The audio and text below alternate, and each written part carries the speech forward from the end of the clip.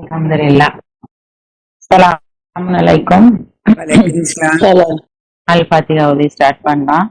அவுது பில்லாஹி மினஷ் ஷைத்தானிர் ரஜீம். பிஸ்மில்லாஹிர் ரஹ்மானிர் ரஹீம். அல்ஹம்துலில்லாஹி ரப்பில் ஆலமீன். அர்-ரஹ்மானிர் ரஹீம். மாலிகி யௌமித்தீன். இய்யாக நஅபுது வ இய்யாக நஸ்தஈன். இஹ்தினஸ் ஸிராத்தல் முஸ்தகீம். ஸிராத்தல் லதீன அன்அம்த அலைஹிம் கைரில் மக்தூபி அலைஹிம் வலத்தால்லீன். மாஷா அல்லாஹ், லா குவத்த இல்லா பில்லாஹ். அல்ஹம்துலில்லாஹ். அல்லாஹ்வுடைய அருளால இன்னைக்கு இந்த வகுப்புல பங்கெடுப்பதற்கான வாய்ப்பை நம்மளுக்கு தந்ததுக்கு நம்ம அல்லாஹ்வுக்கு நன்றி சொல்லிக்கிறோம். அல்ஹம்துலில்லாஹ். ஒவ்வொரு நாளுமே அல்லாஹ் நம்மளுக்கு ஒரு பரிசா, ஒரு வாய்ப்பா அல்லாஹ் தொடர்ந்து நம்மளுக்கு வழங்கிக்கிட்டே இருக்காங்க. அல்ஹம்துலில்லாஹ். அந்த ஒவ்வொரு நாளுமே இந்த பூமியில வசிக்கிறதுக்கு நம்மளுக்கு என்னெல்லாம் தேவையோ, அது இருக்கட்டும், உணவா இருக்கட்டும், உடையா இருக்கட்டும், இருப்பிடமா இருக்கட்டும், எல்லாத்தையும் தந்து அல்லாஹ் தொடர்ந்து நம்ம உடம்பையும் இயங்க வச்சு நம்மளை ஆசீர்வதிச்சுக்கிட்டே இருக்காரு. நம்மளுக்கு இருக்காரு. சூரிய ஒளி நிழலா இருக்கட்டும். இப்ப இந்த வெயில் டைம்ல தான் நம்மளுக்கு தெரியுது அந்த நிழலுடைய அருமைலாம். ஒவ்வொன்றையும் அல்லாஹ் நம்மளுக்கு கொடுத்த ஆசீர்வாதங்களை நம்ம சொல்லிக்கிட்டே போலாம். எல்லாத்துக்கும் நன்றி செலுத்தக்கூடியவங்களாகவும், நம்ம எதற்காக இங்க வந்திருக்கோமோ அந்த வாழ்வின் நோக்கத்தை நம்ம புரிஞ்சுக்கிட்டு, நம்ம செய்யக்கூடிய தவறுகள், நம்ம மன்னிப்பு கேட்க மறந்த தவறுகள் எல்லாத்துக்குமே தொடர்ந்து பாவ மன்னிப்பு கேட்கக்கூடியவங்களாகவும் அல்லாஹ் நம்மளை தொடர்ந்து அருள் பாலிக்கணும். அந்த கவனத்தையும் விழிப்பையும் நம்மளுக்கு தரணும்னு சொல்லி நம்ம அல்லாஹ் கிட்ட தொடர்ந்து பிரார்த்தனை பண்ணுவோம். கற்போம் கற்பிப்போங்கிற தலைப்புல நம்ம வெள்ளிக்கிழமைகள்ல தொடர்ந்து பார்த்துட்டு வரோம். ஒரு 3 பேர் 8 நிமிஷம் பேசுறாங்க. இந்த மாதிரி உங்களுக்கு யாருக்காவது பேசணும்னு ஆசை இருந்தா ஒரு வசனமாவது எடுத்து பேசலாம். இவ்வளவுதான் பேசணும்லாம் இல்ல. அந்த மாதிரி பேச விருப்பப்படுறவங்க பேர் கொடுத்தீங்கன்னா இன்ஷால்லா உங்களையும் இந்த தளத்துல நம்ம சேர்த்துக்கலாம். இன்னைக்கு 2 பேர் பேசுறாங்க, சர்மிளாவும் உம்முலம்மாவும். சர்மிளா பேசுறீங்களா? அஸ்ஸலாமு அலைக்கும். இன்ஷால்லா. அலைக்கும் சலாம். அவுது பில்லாஹி மினஷ் ஷைத்தானிர் ரஜீம். பிஸ்மில்லாஹிர் ரஹ்மானிர் ரஹீம். இன்னைக்கு நான் பொறுப்புகள் அப்படிங்கிற தலைப்புல தான் எடுத்திருக்கேன். இன்ஷால்லா. அல்லாஹ் குரான்ல யார் யாருக்கு என்னென்ன பொறுப்பு இருக்கு அப்படிங்கிறத பிரிச்சு சொல்றாங்க. பெற்றோர்களா நமக்கு இருக்கக்கூடிய பொறுப்பு, அதே மாதிரி பிள்ளைகளா அவங்களுக்கு இருக்கக்கூடிய பொறுப்புகள், ஒரு அற்புதத்தை பார்க்கக்கூடிய ஒரு சமூகமா அந்த மக்களுக்கு இருக்கக்கூடிய பொறுப்புகள், வேதம் வழங்கப்பட்டவங்களுக்கு மனைவியா இருந்தா அவங்களுக்கு என்ன பொறுப்புகள், இந்த மாதிரி நல்ல பொறுப்புகளை பிரிச்சு சொல்லியிருக்காங்க. அதுல ஒவ்வொன்றா இன்ஷால்லா பார்க்கலாம். பெற்றோருடைய பொறுப்புகள் என்ன அப்படிங்கிறத சூரா 31 லுக்மான்கிற அத்தியாயத்துல 17வது வசனத்துல இருந்து 19வது வசனம் வரைக்கும் அல்லாஹ் சொல்றாங்க. இன்ஷால்லா வாசிக்கிறேன். அவுது பில்லாஹி மினஷ் ஷைத்தானிர் ரஜீம். பிஸ்மில்லாஹிர் ரஹ்மானிர் ரஹீம். என் மகனே, நீ தொடர்பு தொழுகைகளை கடைபிடிக்க வேண்டும். நீ நன்னறியை ஆதரிப்பதுடன் மேலும் தீமைகளை தடுக்கவும் வேண்டும். மேலும் இன்னல்களை எதிர்கொள்ளும் போது உறுதிப்பாட்டுடன் தொடர்ந்து இருக்க வேண்டும். இவை மிகவும் கண்ணியமான பண்புகளாகும். நீ மக்களை ஆணவத்துடன் நடத்த வேண்டாம். அன்றி பெருமையாக பூமியில் சுற்றித் திரியவும் வேண்டாம். தற்பெருமையாக காட்டிக்கொள்பவர்களை கடவுள் நேசிப்பதில்லை. பணிவாக நட, மேலும் உனது குரலை தாழ்த்திக்கொள். குரல்களிலேயே அருவருப்பானது கழுதையின் குரலே ஆகும். இதுல சொல்லியிருக்கக்கூடிய இந்த அறிவுரைகள் எல்லாமே நாமளும் நம்ம பிள்ளைகளுக்கு சொல்லி தரணும் அப்படிங்கிறது நம்மளுக்கான ஒரு பொறுப்பா இருக்குது. அதை அழகா இந்த இடத்துல எல்லாம் நம்மளுக்கு கற்றுக் கொடுக்குறாங்க. அதே மாதிரி இன்னொரு இடத்துல 2:220 என்ன சொல்றாங்கன்னா, நம்ம அனாதைகளை எடுத்து வளர்க்குறோம் அப்படின்னா அவங்களுக்கு செய்யக்கூடிய மற்ற எந்த விஷயங்களை விடவும் நன்னறிய போதிக்கிறது அப்படிங்கிறது தான் உங்களுக்கு சிறப்பானதா இருக்கும் அப்படிங்கிறதையும் எல்லாம் சொல்றாங்க. நம்ம பிள்ளைகளுக்கு நம்ம சொல்லி கொடுக்குற அறிவுரையா இருந்தாலும் சரி, அதே மாதிரி நம்ம தத்து எடுத்து வளர்க்கக்கூடிய பிள்ளைகளுக்கு நம்ம சொல்லி கொடுக்கக்கூடிய விஷயமா இருந்தாலும் சரி, அவங்களுக்கு சொல்லி கொடுக்கக்கூடிய மொதல் விஷயம் நன்னறிய சொல்லித்தரணும் அப்படிங்கிறது தான். அந்த ஒரு பொறுப்பை அல்லாஹ் நம்மளுக்கு கொடுத்துருக்காங்க. அதே மாதிரி பிள்ளைகளோட பொறுப்பா எல்லாம் என்ன சொல்றாங்கன்னா, பெற்றோரை கண்ணியப்படுத்தணும் அப்படிங்கிறது. அது 2:83, 4:1, 6ல் 151ல் 17ல் 23ல் இந்த வசனங்கள் மூலமா அல்லாஹ் நிறைய இடத்துல பெற்றோரை கண்ணியப்படுத்தணுங்கிறத ஒரு பிள்ளைகளுக்குரிய ஒரு பெரிய பொறுப்பா அல்லாஹ் சொல்றாங்க. அதே மாதிரி நபிமார்களுடைய மனைவிகளுக்கு இருக்கக்கூடிய பொறுப்புகளை பத்தி சொல்றாங்க. அவங்க எந்த மாதிரி நடக்கணும் அப்படிங்கிறத பத்தி 31வது அத்தியாயத்துல சொல்றாங்க. அதுல வசனங்கள்லாம் நிறைய இருக்குது அப்படிங்கிறதுனால அதுல உள்ள விஷயங்களை மட்டும் இன்ஷா அல்லாஹ் பார்க்கலாம். விசேஷமான பொறுப்புகள் அப்படின்னு சொல்லியே இந்த விஷயத்த சொல்றாங்க. அது என்னன்னா, அவங்க மக்கள்கிட்ட அதிகமா கலக்கக்கூடாது. ஒரு திரைக்கு அப்பால இருந்து தான் அவங்க பேசணும். அவங்க உங்களுடைய தாய்மார்களை போன்றவங்க அப்படின்னு சொல்றாங்க.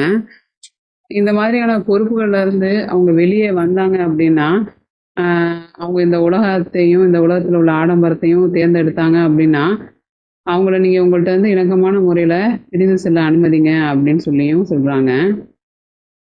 அதே மாதிரி அவங்க ஏதாவது ஒரு பெரிய பாவத்தை செஞ்சுட்டாங்கன்னா அவங்களுக்கான தண்டனையும் 2 மடங்கு ஆக்கப்படும் அப்படின்னு சொல்றாங்க.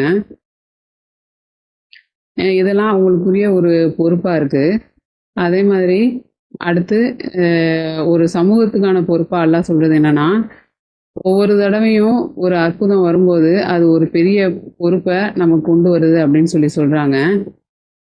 அந்த அற்புதங்கள் ஒவ்வொரு சமூகத்துக்கும் ஒவ்வொரு காலகட்டத்திலையும் ஒவ்வொரு மாதிரியான அற்புதங்களை அல்லாஹ் கொடுக்குறாங்க. அந்த அற்புதங்களை பார்க்குற அந்த மக்கள் அதுக்கான பொறுப்போட நடக்கணும் அப்படிங்கிறத வலியுறுத்துறாங்க. அதுக்கு உதாரணமா அத்தியாயம் 5ல் 112ல இருந்து பார்க்கலாம் இன்ஷா அல்லாஹ். அவுது பில்லாஹி மினஷ் ஷைத்தானிர் ரஜீம். பிஸ்மில்லாஹிர் ரஹ்மானிர் ரஹீம். சீடர்கள், மேரியின் மகன் இயேசுவே, உம்முடைய இரட்சகரால் வானத்திலிருந்து எங்களுக்கு ஒரு விருந்தை அனுப்ப முடியுமா என்று கூறியதை நினைவு கூர்வீராக. நீங்கள் நம்பிக்கையாளர்களாக இருந்தால் கடவுளை அஞ்சிக் கொள்ள வேண்டும் என்று அவர் கூறினார்.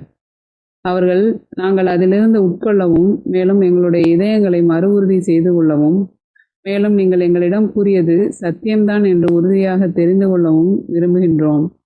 அவற்றுக்கு சாட்சிகளாக நாங்கள் பணிபுரிவோம் என்று கூறினார்கள். மேரியின் மகனாகிய இயேசு, எங்கள் தெய்வமே, எங்கள் இரட்சகரே, எங்களுக்கு வானத்திலிருந்து ஒரு விருந்தை அனுப்புவீராக. அது எங்களில் உள்ள ஒவ்வொருவருக்கும் தாராளமாகவும் மேலும் உம்மிடமிருந்து ஒரு அடையாளத்தையும் கொண்டு வருவதாகவும் இருக்கட்டும். எங்களுக்கு வழங்குவீராக, நீரே வழங்குவதில் சிறந்தவர் என்று கூறினார். கடவுள், நான் அதனை கீழே அனுப்புகின்றேன். இதற்கு பிறகு உங்களில் எவரேனும் நம்ப மறுத்தால் மற்ற எவரையும் ஒருபோதும் தண்டித்திராத அளவு அவரை நான் தண்டிப்பேன் என்று கூறினார்.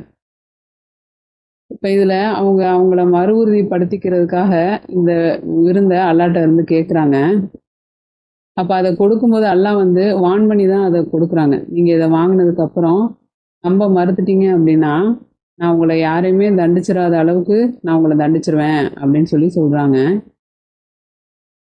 இந்த மாதிரி ஒவ்வொரு காலகட்டத்திலையும் அந்தந்த காலகட்டத்துக்கு தகுந்த மாதிரியான அற்புதங்களை அல்லாஹ் மக்களுக்கு கொடுக்க தான் செய்கிறாங்க. அந்த அற்புதங்கள் எல்லாமே அந்தந்த சமூக அந்தந்த காலகட்டத்தில் வாழக்கூடிய மக்கள் பார்க்கக்கூடிய அற்புதமாக மட்டும்தான் அது இருக்குது. ஆனால் இப்போ நம்மளுக்கு வந்திருக்கக்கூடிய அற்புதம் இந்த உலகம் அழியிற வரைக்கும் யார் வேணாலும் அக்சஸ் பண்ணக்கூடிய அளவில் இருக்கக்கூடிய ஒரு அற்புதமாக இருக்குது. குரான் இறக்குனதுக்கு அப்புறம் நமக்கு கொடுத்துருக்கக்கூடிய இந்த அற்புதம் நம்மளை மறு உறுதிப்படுத்திக்கக்கூடிய ஒரு அற்புதமாக தான் நான் பார்க்குறேன். இப்போ இந்த இவ்வளோ பெரிய அற்புதத்தை நம்ம பார்த்ததுக்கப்புறம் நம்ம அதுகிட்டருந்து திரும்பிட்டோம் அப்படின்னா அதுக்கான தண்டனை ரொம்ப பெருசாக இருக்கும் அப்படிங்கிறத இந்த மேலே உள்ள வசனத்து மூலமாக நான் உணர்றேன். இவ்வளோ பெரிய அற்புதத்தை எல்லாம் நமக்கு கொடுத்துருக்காங்க. அப்படிப்பட்ட அந்த அற்புதத்தை உணர்ந்ததுக்கான பொறுப்போடு நம்ம இருக்கணும். அந்த பொறுப்பு எப்படி நம்ம இது பண்ணணும்னா நம்ம உறுதியோட விடாமுயற்சியோட தொடர்ந்து இருக்கணும் அப்படிங்கிறது தான்.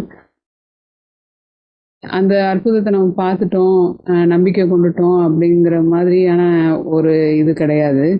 நம்ம உறுதியோடு இருக்கிறோம் அப்படிங்கிறது அல்லாவோட கட்டளையையும் அல்லாவோட சட்ட திட்டங்களையும் சரியான முறையில் ஃபாலோ பண்ணணும். அதே மாதிரி எது நடந்தாலும் அல்லாஹ் தான் நடத்துகிறாங்க அப்படிங்கிறத முழுசாக அதை நம்ம ஏற்றுக்கணும்.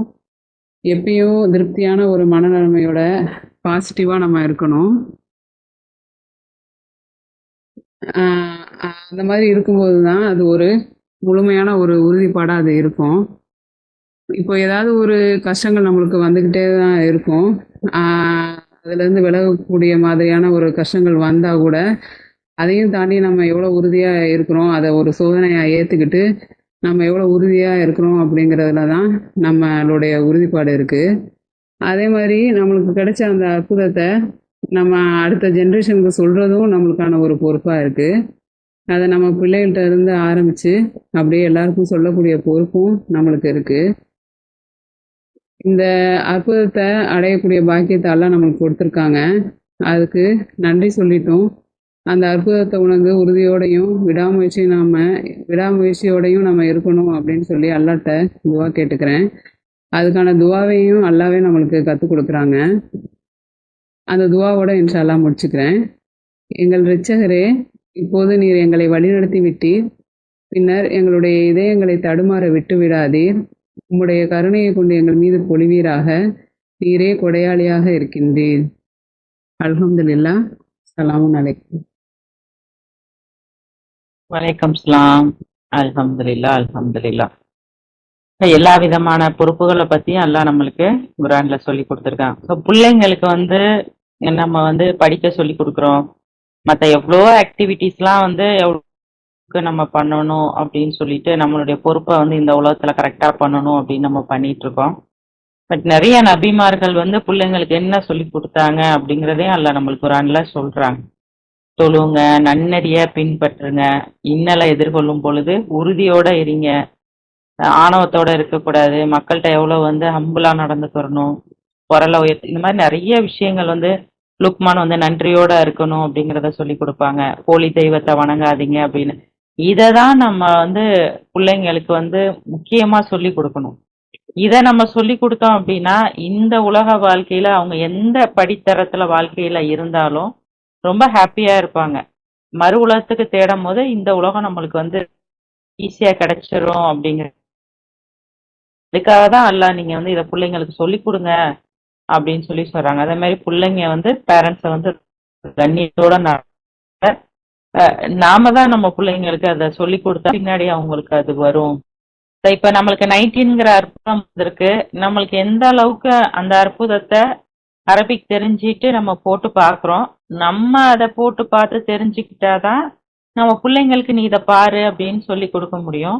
ஸோ இது வந்து ஒரு சாதாரணமா விஷயமா அல்ல நம்ம கிட்ட கொடுக்கல. இதை பத்தி நம்ம அடுத்தவங்களுக்கு சொல்ல வேண்டிய பொறுப்பும் அதுக்காக முதல்ல நாம தெரிஞ்சுக்கிற வேண்டிய பொறுப்பும் நம்மளுக்கு இருக்கு அப்படிங்கிறத நம்ம நம்ம உணர்ந்து செயல்படணும். அதாவது நபிமார்களுடைய மனைவி அவங்களுக்கு கொடுத்த பொறுப்புகள் பத்தியும் பொறுப்புங்கிற தலைப்புல நிறைய விஷயங்கள் சொன்னீங்கப்பா. அல்ஹம்துலில்லாஹ், சிறப்பா இருந்தது. சிறப்பான நினைவு.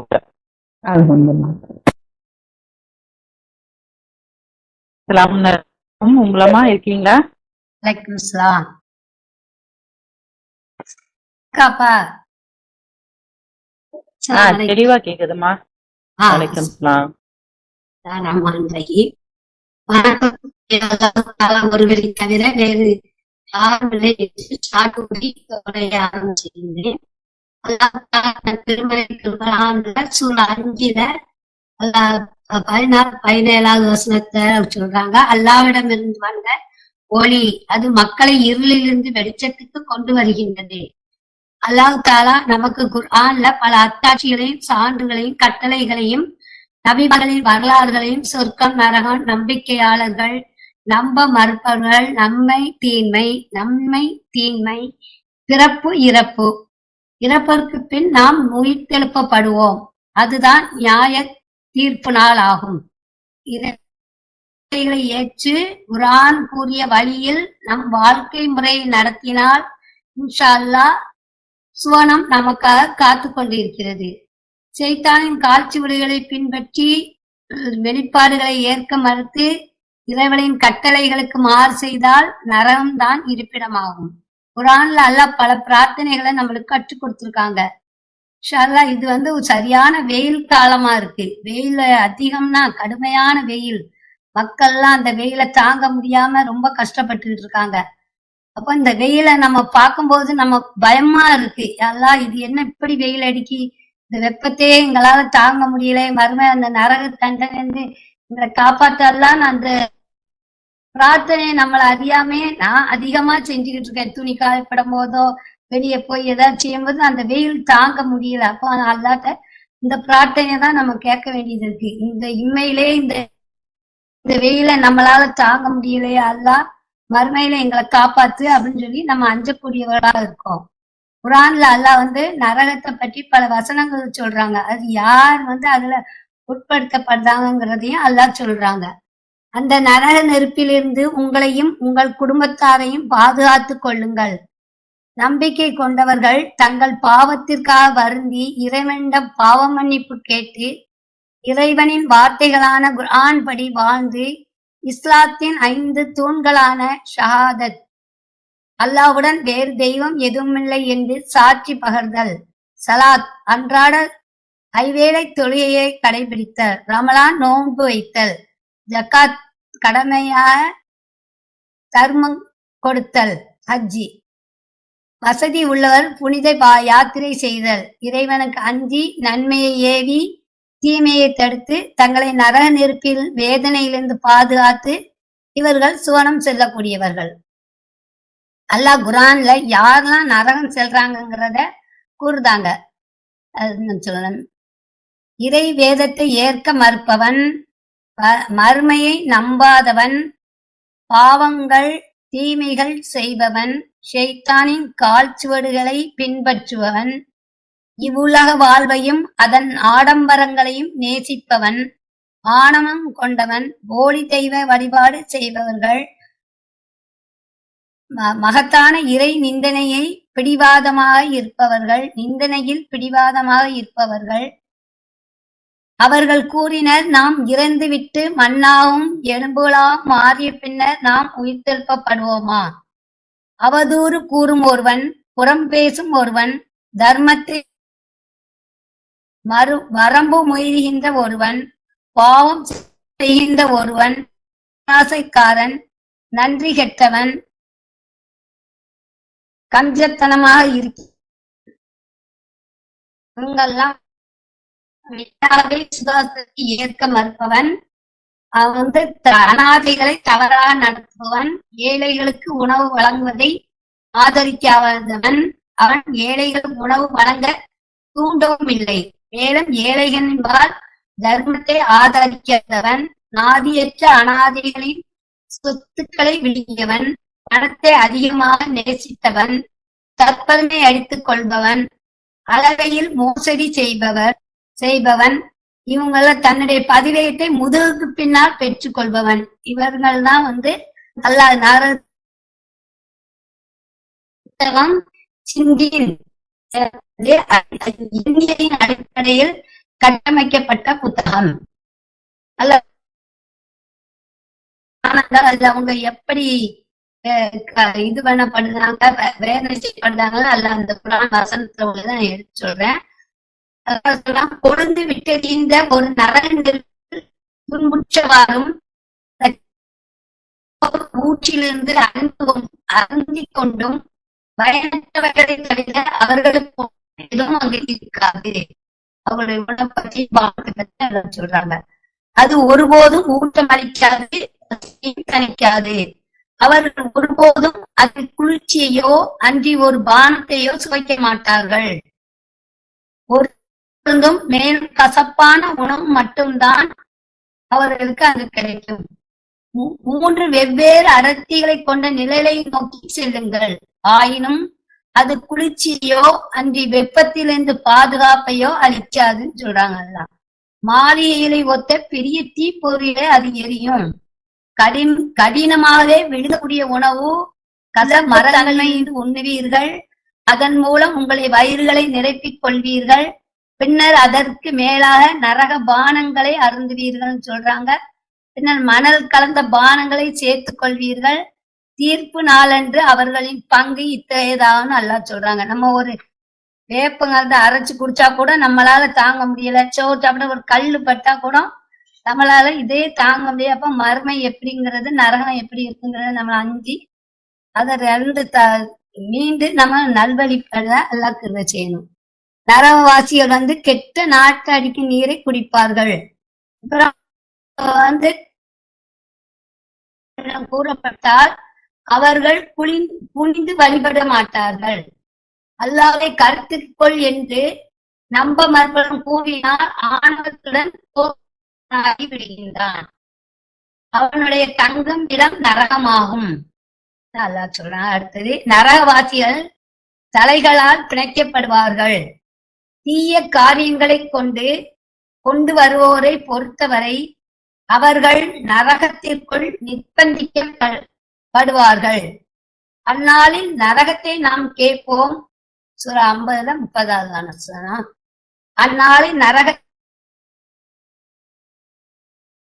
இருக்கின்றதா? அது கூறும், எனக்கு இன்னும் அதிகமாக தருவீராக.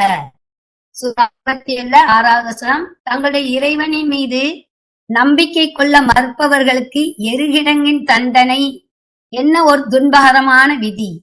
64:10 அல்லாஹ் சொல்றாங்க. சூரா 68 வசனம் 42-43 அல்லாஹ் நரகவாசிகளை பத்தி சொல்றாங்க. அல்லாஹ் சிரமணிந்து விடுமாறு கட்டளையிட்டால் அவர்களால் இயலாதுன்னு சொல்றாங்க. சூரா 25 வசனம் 60 மிக்க அருளாளரின் முன் சிரமணிந்து விடுங்கள் என்று கூறினால் அவர்கள் கூறுகின்றனர், மிக்க அருளாளர் என்றால் என்ன? நீர் ஆதரிப்பவற்றுக்கு முன்னால் எல்லாம் நாங்கள் சிரமணிய வேண்டுமா? அல்லாஹ் சிரமணிய கூட மாட்டாங்க. இவ்வுலகத்திலே அவங்க பண்ணல, மறுமையிலையும் அவங்க பண்ணல. அல்லாஹ் காப்பாத்து. சூரா 44 புகையில சொல்றாங்க. அல்-துகான் 43-46 வசனத்தையும் நண்பர் சொல்றாங்க. சூரா 43 74-73 பத்தி அல்லாஹ் சொல்லுவாங்க. அவர்கள் இறைஞ்சுவார்கள், மாலிக்கே உம்முடைய இறைவன் எங்களை முடித்து விடட்டும். அவர் கூறுவார், நீங்கள் என்றென்றும் தங்குகின்றீர்கள் அப்படின்னு சொல்றாங்க. சூரா 11-106 அல்லாஹ் சொல்றாங்க. அடுத்த ஹஜ்ஜில 19-22 வசனம் வரை அல்லாஹ் சொல்றாங்க. அதாவது அவங்க 2 கூட்டத்தார் தர்க்கித்து கொண்டு இருக்கிறாங்க. அவங்கள அவங்க நெருப்பிலான ஆடைகளை அவங்களுக்கு நான் கொடுப்பேன்னு அல்லாஹ் சொல்றாங்க. நரகத்தின் திரவங்களை அவர்கள் தலையில ஊற்றுவோன்னு சொல்றாங்க. அவங்களுடைய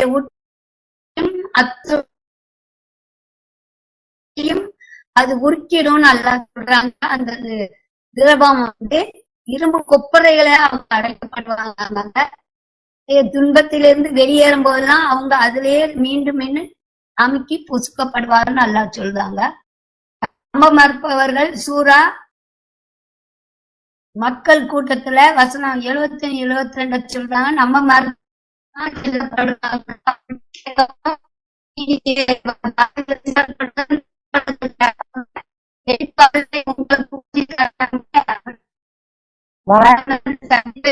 அவர்கள் இப்ப கேட்காமா?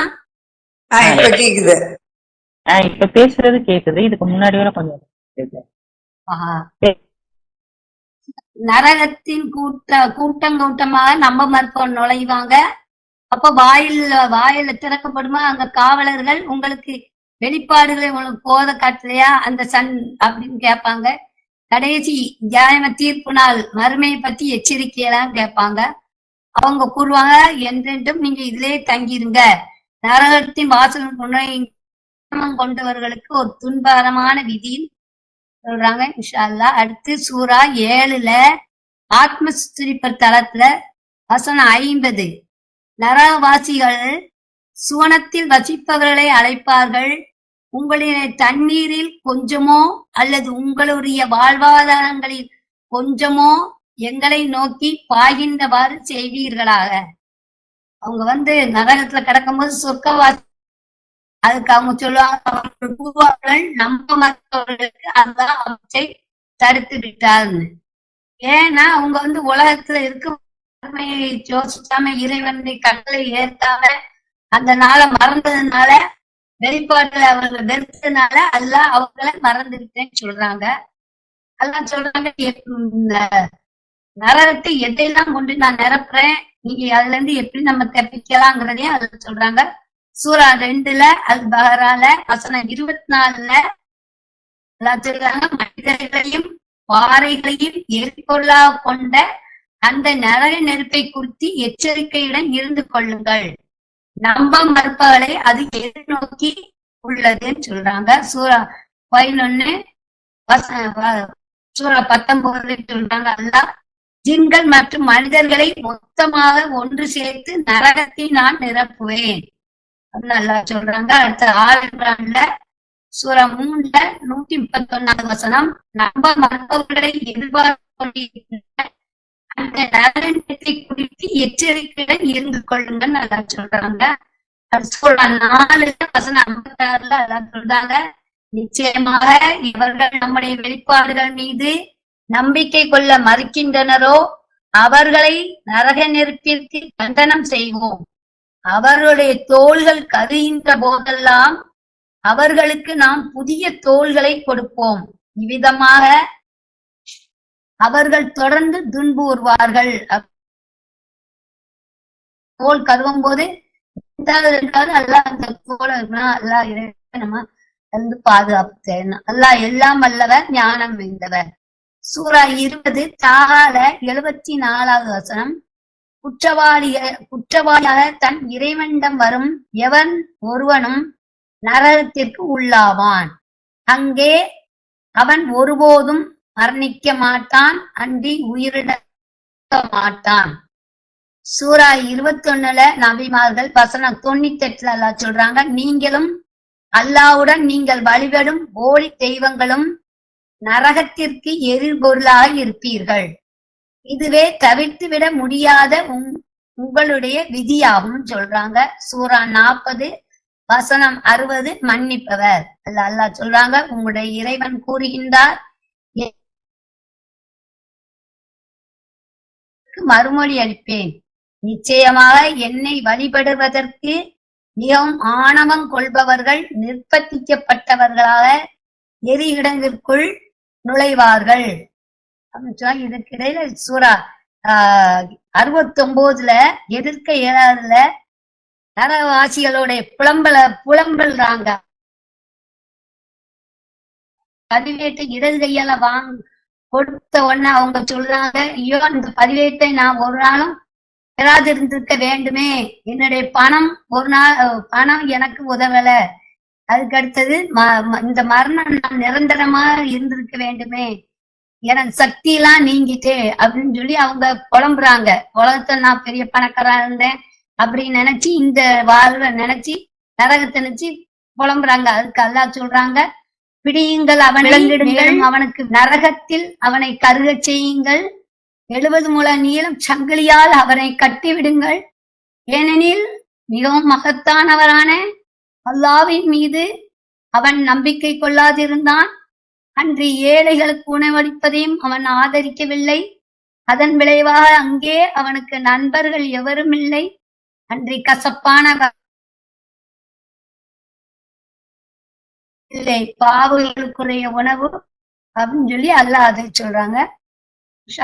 சூரா 66 தடை செய்தில்ல அல்லாஹ் வந்து அதுல நரக நெருப்புல இருந்து நம்ம பாதுகாக்கிறதுக்கு உள்ள வசனங்கள். நம்பிக்கை கொண்டோரே, உங்களைத்தான், உங்களையும் உங்களுடைய குடும்பத்தாரையும் மனிதர்களையும் பாறைகளையும் எரிபொருளாக கொண்டிருக்கின்ற அந்த நரக நெருப்பிலிருந்து காத்து கொள்ளுங்கள். அல்லாஹ்வின் உத்தரவை ஒருபோதும் மீறாத கண்டிப்பான வலிமை மிக்க வானவர்கள் அதற்கு காவலாக இருக்கின்றனர். செய்யுமாறு அவர்களுக்கு இடப்பட்ட கட்டளைகள் எதுவாயினும் அவர்கள் செய்வார்கள். நம்பிக்கை கொள்ள மறுத்தவர்களே, உங்களைத்தான், இன்றைய தினம் மன்னிப்பு கோராதீர்கள். நீங்கள் செய்தவற்றுக்காகவே மட்டுமே நீங்கள் கூலி கொடுக்கப்படுகின்றீர்கள். வசனம் 8, நம்பிக்கை கொண்டோரே, உங்களைத்தான் உறுதிமிக்க ஒரு வருந்துதலாக உங்களுடைய பாவங்களுக்காக நீங்கள் அல்லாஹ்விடம் வருந்த வேண்டும். உங்களுடைய இறைவன் பின்னர் உங்களுடைய பாவங்களை நீக்குவார். மேலும் பாயும் ஆறுகள் கொண்ட தோட்டங்களுக்குள் உங்களை அனுமதிப்பார்.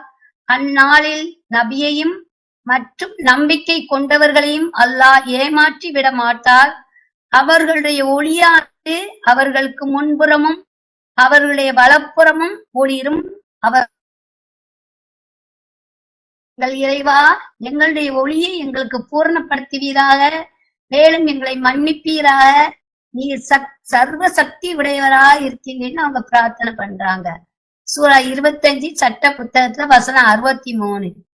பூமியில் சாந்தமாக நடுவாடுவர்களே அருளாளரை வழிபடுபவர்கள் ஆவர். மேலும் அறியாதவர்கள் அவர்களை பேசும்போது அவர்கள் அமைதி மட்டுமே உதிர்ப்பார்கள். இரவின் தலைமையில் அவர்கள் தங்களுடைய இறைவனை தியானிப்பார்கள். மேலும் சிறன்பணிந்து விடுவார்கள். மேலும் அவர்கள் கூறுவர், எங்கள் இறைவா, நரகத்தின் வேதனையிலிருந்து எங்களை காப்பீராக. அதன் தண்டனை படு பயங்கரமானதாகும். மிகவும் மோசமான தங்குமிடம் அதுவே ஆகும். மிகவும் மோசமான விதி அப்படின்னு சொல்லி அவங்க சொல்றாங்க. நூல் இலையினும் நரகத்தை விட்டு தப்பித்து சொர்க்கத்தை அடைந்த எவரும் ஒரு மாபெரும் வெற்றியை அடைந்து விட்டார். அல்ஹம்துலில்லாஹ். நாம் அனைவரும் நரகத்திலிருந்து வெளியே பெற்று சொர்க்கத்தை அடைய பிரார்த்திக்கிறேன். அல்ஹம்துலில்லாஹ். அஸ்ஸலாமு அலைக்கும். வலைக்கும் சலாம். வலைக்கம் சலாம். அல்ஹம்துலில்லாஹ். மாஷா அல்லாஹ். சிறப்பான நினைவூட்டல்மா. நீங்க சொன்ன மாதிரியே இந்த வெயிலையே நம்மளால தாங்க முடியல. அதுவும் இது ஒரு 6 மாசம் குளிர் 6 மாசம் வெயிலுன்னு இருக்கும் போதே நம்மளுக்கு அப்படியே சுட்டு எரிக்குது. நம்மளுக்கு அவ்வளவு கஷ்டமா இருக்கு. அந்த நரகம் சொல்றாரு, அது எப்படிப்பட்ட ஒண்ணா இருக்கும். மனிதன், ஜின்கள், கற்கள் எல்லாத்தையும் போட்டு நான் அப்படியே அதை எரிபொருளாக்கி நான் எரிப்பேன் அப்படின்னு சொல்லி எல்லாம் சொல்றாங்க. அதே மாதிரி நம்ம எதெல்லாம் செய்யணும் எதெல்லாம் செய்யக்கூடாதுங்கிறதையும் அல்லாவே நம்மளுக்கு சொல்லி கொடுத்துட்டாங்க. எல்லாம் படுது, நம்ம அதை கேட்டுட்டு அதை பத்தி நம்ம செயல்படுறோமா அப்படிங்கிற ஒரு கேள்வியும் அல்லாதான் நம்மளுக்கு வைக்கிறாங்க. அவங்க சிரம் பணிவாங்க, நன்றி செலுத்துவாங்க அப்படின்னு எல்லாத்தையுமே நம்மளுக்கு சொல்லி தராங்க. ஸோ நம்ம அதெல்லாம் பின்பற்றி செய்யக்கூடிய மக்களா நம்மளை முழுசா மாத்தி நம்மளை அருள் பாலிக்கணும்னு சொல்லி அல்லாட்ட நம்ம தொடர்ந்து பிரார்த்திப்போம். நம்மளுடைய வருந்துதலை ஏற்றுக்கிட்டு அனைவரையும் சொர்க்கத்துல பிரவேசிக்க செய்யணும் இன்ஷா அல்லாஹ். அல்ஹம்துலில்லாஹ். 2 நிமிஷம் இருக்கு. பிஸ்மில்லாஹிர் ரஹ்மானிர் ரஹீம். புகழுக்கு உரியவரே, பிரபஞ்சத்தின் ரட்சகரே, எல்லாம் வல்ல எங்கள் அல்லாஹுவே, எல்லா ரகசியங்களையும் அறிவிப்புகளையும் அறிந்தவரே, சர்வ சக்தி நிறைந்தவரே, சர்வ வல்லமை உடையவரே, கௌரவமானவரே, நீரே துதிப்பிற்குரியவர். நீர் எங்களுக்கு கற்பித்தவற்றை தவிர எங்களுக்கு எந்த அறிவும் இல்லை. நீரே எல்லாம் அறிந்தவராக ஞானம் மிகுந்தவராக இருக்கின்றேன். எங்கள் இரட்சகரே, அறிவில்லாத ஒருவனைப் போல் நடந்து கொள்வதை விட்டும் என்னை காப்பீராக. எங்கள் இரட்சகரே, இவ்வுலகில் நன்மையும் மறு உலகில் நன்மையும் எங்களுக்கு தருவீராக. நரகத்தின் வேதனையிலிருந்து எங்களை காத்திடுவீராக. எங்கள் இரட்சகரே, எங்களுக்கு உறுதிப்பாட்டை வழங்குவீராக. எங்கள் பாதங்களை பலப்படுத்துவீராக. நம்ப மறுக்கின்ற மக்களுக்கு எதிராக எங்களுக்கு வெற்றியை தருவீராக. எங்கள் இரட்சகரே, பள்ளியின் கட்டுமான வேலைகளை இந்த சிரமமோ இன்றி சிறப்பான முறையில் கட்டி முடிப்பதற்கு எங்களுக்கு அருள் செய்வீராக. எங்களை ஆசீர்வதிப்பீராக. எங்கள் இரட்சகரே, நாங்கள் மறந்து விட்டாலோ அல்லது தவறு செய்து விட்டாலோ எங்களை தண்டித்து விடாதே. எங்கள் இரட்சகரே, எங்களுக்கு முன்னிருந்தோர் செய்தது போல் உமக்கு எதிராக நிந்தனை செய்வதை விட்டும் எங்களை பாதுகாப்பீராக. எங்கள் இரட்சகரே, வருந்தி திருந்துவதற்கு மிகவும் காலதாமதமாகிவிடும் வரையிலும் பாவம் செய்து கொண்டிருப்பதை விட்டும் எங்களை பாதுகாப்பீராக. எங்களை பிழை பொறுப்பீராக. எங்களை மன்னிப்பீராக. எங்கள் மீது கருணை கொள்வீராக. நீரே எங்களுடைய இரட்சகரும் எஜமானருமாக இருக்கின்றீர். நம்ப மறுக்கின்ற மக்களுக்கு எதிராக எங்களுக்கு வெற்றியை வழங்குவீராக. ரப்பனா தக்கபல் மின்னா இன்னக அன்த ஸமீஉல் அலீம். எங்கள் இரட்சகரே, எங்களிடமிருந்து இதனை ஏற்றுக்கொள்வீராக. நீர் செவியேற்பவராக எல்லாம் அறிந்தவராக இருக்கின்றீர். அல் ஃபாத்திஹா. பிஸ்மில்லாஹிர் ரஹ்மானிர் ரஹீம். அல்ஹம்துலில்லாஹி ரப்பில் ஆலமீன். அர் ரஹ்மானிர் ரஹீம். மாலிகி யௌமித்தீன். இய்யாக நஅபுது வ இய்யாக நஸ்தஈன். இஹ்தினஸ் ஸிராத்தல் முஸ்தகீம். ஸிராத்தல் லதீன அன்அம்த அலைஹிம் கைரில் மக்தூபி அலைஹிம் வலத்தால்லீன். மாஷா அல்லாஹ், லா குவத்த இல்லா பில்லாஹ். அல்ஹம்துலில்லாஹ். ஸலாமு அலைக்கும்.